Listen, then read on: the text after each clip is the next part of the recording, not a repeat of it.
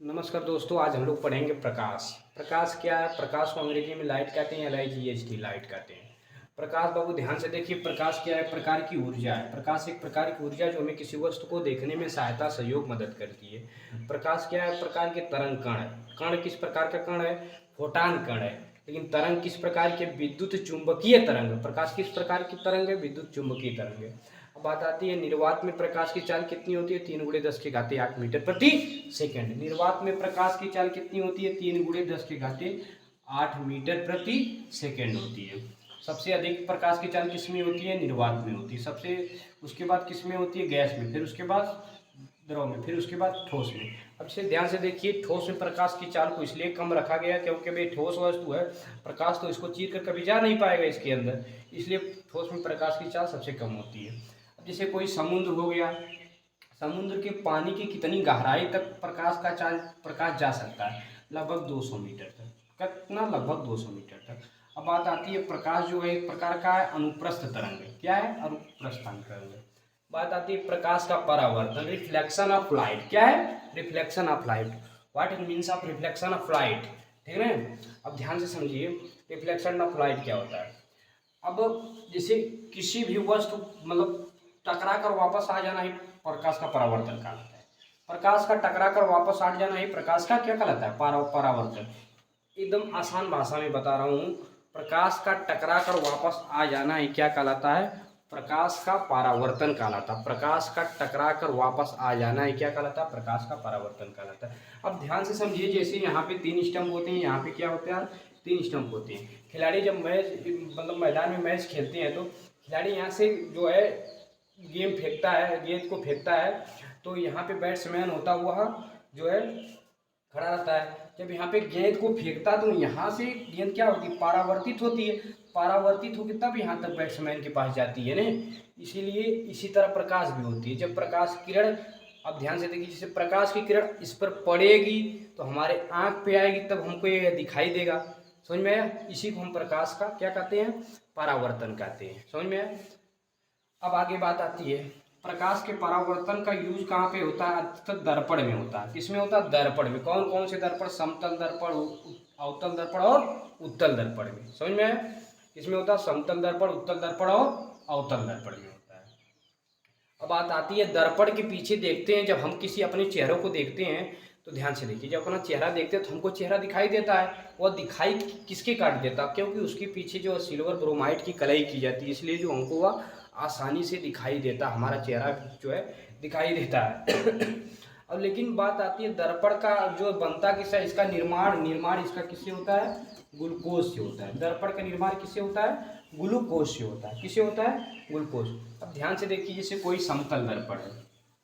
क्या है? कोई समतल दर्पण। तब प्रकाश जब यहाँ से चला, इस समतल दर्पण पे पड़कर लड़ेगा यहाँ पे, तब यहाँ वापस लौटेगा ना। इसी घटना को प्रकाश का परावर्तन कहते हैं। ध्यान समझिए, यहाँ पे पड़ा, यहाँ से यहाँ लौटा, यहाँ गया, यही क्या है? प्रकाश का परावर्तन है। ठीक है? क्या है? प्रकाश का क्या है? परावर्तन। देखिए, अब आगे समझाने चाहते हैं। अब आता है प्रकाश के परावर्तन के नियम। क्या है? प्रकाश के परावर्तन के नियम। बदला आगे क्या आता है? प्रकाश के परावर्तन के नियम। प्रकाश के परावर्तन के देखिए 2 नियम होते हैं। कितने नियम होते हैं? 2 नियम। अभी मैं समझा रहा हूँ, समझ में आएगा। अब ध्यान से देखिए, ये क्या है? कोई समतल दर्पण है। इस पे सिल्वर ब्रोमाइड की क्या कर दे रहे हैं? कलाई कर दे रहे हैं। अब देखिए, यहाँ से प्रकाश किरण आई, यहाँ से परावर्तित हो गई। ये क्या है? आपतित किरण है। क्या है? आपतित किरण है। और ये जो है परावर्तित किरण है। क्या है? परावर्तित किरण। और ये जो है ये अभिलंब है। क्या है? अभिलंब है।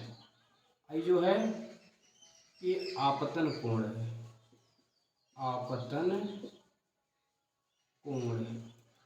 आपतन कोण को आई से प्रदर्शित करते हैं। परावर्तन कोण, परावर्तन कोण को आर से। अब ध्यान से यहाँ पे समझने वाली देखिए, प्रकाश के परावर्तन के 2 नियम होते हैं। अब पहला नियम क्या है, ध्यान से देखिए, आपतित किरण, आपतित किरण है। दूसरा क्या है, परावर्तित किरण तथा अभिलंब, तीनों एक ही बिंदु पर होते। देखिए आपतित किरण क्या समझिए, आपतित किरण, दूसरा क्या है, दूसरा है परावर्तित किरण और अभिलंब, क्या अभिलंब, तीनों एक ही तल पे होते हैं। आपतित किरण, परावर्तित किरण तथा विलंब तीनों एक ही तल पे होते हैं। समझ में आया। और दूसरा नियम क्या होता है, आपतन कोण आई तथा परावर्तन कोण आर आपस में बराबर होते हैं। इसीलिए आई बराबर क्या होता है, कोण आर। कोण आई बराबर क्या होता है, कोण आर।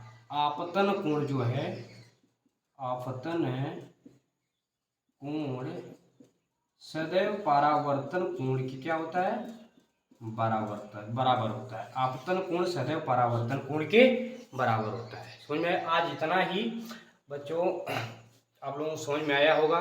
मेरी वीडियो को लाइक करिए, सब्सक्राइब करिए, बेल आइकन को प्रेस करिए ताकि आपको आने वाली वीडियो मिल सके।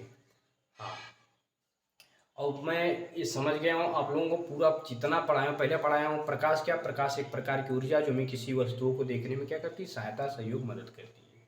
समझ में। प्रकाश से लेकर प्रकाश के जो है, मैं परावर्तन के नियम भी बता दिया। क्या, आपतित किरण, परावर्तित किरण तथा विलंब तीनों एक ही तल पे होते हैं। तीनों एक ही तल पे हैं कि नहीं, देखिए ये तीनों एक ही तल पर होते हैं।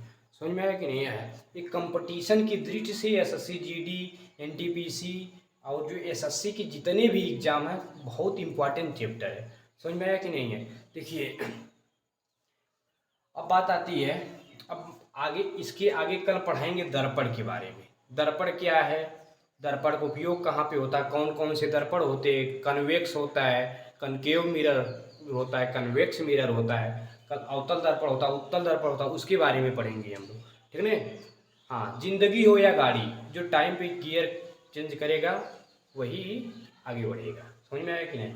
जिंदगी हो या गाड़ी, जो टाइम पे गियर चेंज करेगा वही आगे बढ़े। इसलिए डिसीजन चेंज करनी कोई गलत बात नहीं है। मेरे प्यारे बच्चों और मेरे प्यारे दोस्तों, अच्छे से पढ़ाई करिए ताकि आपको आने वाले समय में कोई प्रॉब्लम ना हो सके।